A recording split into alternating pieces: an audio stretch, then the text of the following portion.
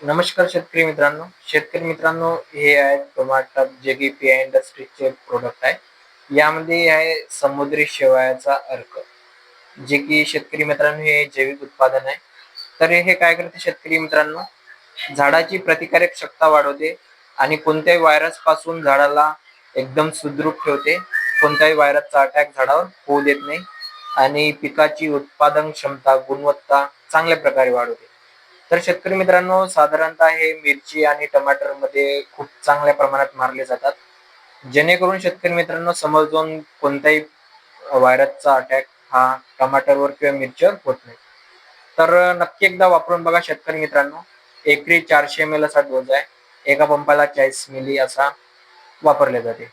तर नेमकं काय करायचं शेतकरी मित्रांनो, याची 3दा फवारणी खूप गरजेचं आहे.